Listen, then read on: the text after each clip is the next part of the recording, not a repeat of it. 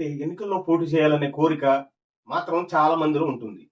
తెలుసో తెలియకో చేసే పొరపాట్ల కారణంగా నామినేషన్లు చెల్లకుండా పోతుంటాయి. అందుకే ఎన్నికల్లో పోటీ చేయాలంటే తప్పనిసరిగా తెలుసుకోవాల్సిన విషయాలు ఇవి. ప్రస్తుతం దేశంలో అసెంబ్లీ ఎన్నికల సందడి నడుస్తుంది. కొత్త కొత్త పార్టీలు, కొత్త కొత్త అభ్యర్థులు రంగంలో దిగుతున్నారు. రాజకీయాలంటే ఆసక్తి ఉండి సమాజానికి ఏదో ఒకటి చేయాలనే తపన ఉంటే ఎవరైనా సరే ఎన్నికల్లో పోటీ చేయవచ్చు. సహజంగానే ఎన్నికల్లో పోటీ చేయాలన్న కోరిక చాలా మందికి ఉంటుంది. అయితే చిన్న చిన్న పొరపాట్ల కారణంగా నామినేషన్లో చెల్లకుండా పోయే సందర్భాలు చాలా ఉంటాయి. అందుకే ఎన్నికల్లో పోటీ చేయాలనుకుంటే ముందుగా ఈ విషయాలు జాగ్రత్తగా పరిశీలించుకోవాలి. అసలు ఎన్నికల్లో పోటీ చేయాలంటే కావలసిన అర్హత ఏమిటి, ఏ పత్రాలు సమర్పించాలనేది తెలుసుకుందాం. ఎన్నికల్లో పోటీ చేయాలంటే ముందుగా భారతీయ పౌరుడై ఉండాలి. ఓటరు జాబితాలో తప్పనిసరిగా పేరు నమోదై ఉండాలి. అదే నియోజకవర్గంలో ఓటు ఉండాల్సిన అవసరం లేదు. ఓటు ఎక్కడ వేసినా మరెక్కడి నుంచైనా పోటీ చేయవచ్చు. అసెంబ్లీ ఎన్నికల్లో పోటీ చేయాలంటే 25 ఏళ్లు నిండి ఉండాలి.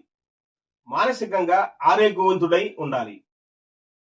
1996 కంటే ముందు సెక్షన్ 33 ప్రకారం ఓ వ్యక్తి ఎన్ని నియోజకవర్గాల్లోనైనా పోటీ చేసే పరిస్థితి ఉండేది. ఆ తరువాత ఈ నిబంధన మార్చారు. సెక్షన్ 33 క్లాజ్ 7 ప్రకారం ఇప్పుడు గరిష్టంగా 2 స్థానాల్లోనే పోటీ చేయగలరు. రెండిట్లోనూ గెలిచినప్పుడు ఒక స్థానం వదులుకోవాల్సి ఉంటుంది. ఎన్నికల్లో పోటీ చేసేటప్పుడు సూచించిన అన్ని దరఖాస్తులు పూరించాల్సి ఉంటుంది. వ్యక్తిగత గుర్తింపు, చిరునామా, వయసు, ఆస్తులు, కోర్టు కేసులు అన్ని వివరాలు సంబంధించిన పత్రాలు సమర్పించాలి. అంతేకాకుండా ఇంటి పన్ను చెల్లింపు రసీదు, ఇతర పన్ను రసీదు సమాచారం అందించాలి. పార్టీ నుండి పోటీ చేస్తే గుర్తు కేటాయింపు ధృవీకరణ పత్రాన్ని ఇవ్వాలి. 2 సాక్షులతో కూడిన అఫిడవిట్ సమర్పించాలి. ఇందులో తన గురించి, తన ఆస్తి గురించి సమగ్ర సమాచారం ఇవ్వాలి. ఆఫ్లైన్, ఆన్లైన్ ద్వారా ఈ ప్రక్రియ ఉంటుంది. ఆఫ్లైన్ విధానంలో ఎంపిక చేయాలంటే కలెక్టరేట్ లో చేయాల్సి ఉంటుంది.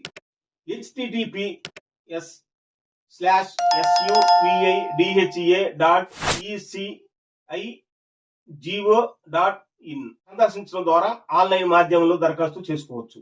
ముందుగా రిజిస్ట్రేషన్ చేసుకోవాల్సి ఉంటుంది. ఆన్లైన్ ప్రక్రియ దరఖాస్తు, అఫిడవిట్, అప్రూవల్ అంటూ 3 దశల్లో ఉంటుంది.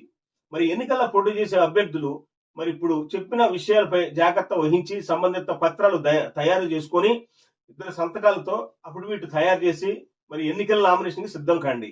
ఎందుకంటే వచ్చే మొదటి వారంలో నోటిఫికేషన్ వచ్చే అవకాశం ఉంది. ఏప్రిల్ 16వ తారీఖున మరి ఎన్నికలు జరుగుతాయి అని అంటున్నారు. కనుక ఏమైనా సరే కంటెస్ట్ చేయాలన్న ఉద్దేశం ఉన్న అభ్యర్థులు సంబంధిత పత్రాలు జాగ్రత్త చేసుకుని మరి రానున్న అసెంబ్లీ ఎన్నికల్లో పోటీ చేసి నియోజకవర్గ ప్రజలకి, ఓటర్స్ కి మరి మీరు ఏం చేస్తారు, అభివృద్ధి ఎలా చేస్తారు నియోజకవర్గంలో అనేది ప్రణాళికాబద్ధంగా చెప్పవలసి ఉంటుంది. చెప్పి ప్రజల మన్నలను పొంది పూర్తి మెజార్టీతో గెలిచి ప్రజలకు సేవ చేస్తారని, అందుకు సిద్ధంగా ఉండాలని కోరుతూ మరి ఈ వీడియో మీకు నచ్చితే లైక్ చేసి షేర్ చేయండి. ఇంకెవరైనా సబ్స్క్రైబ్ చేసుకోకపోతే సబ్స్క్రైబ్ చేసుకోండి.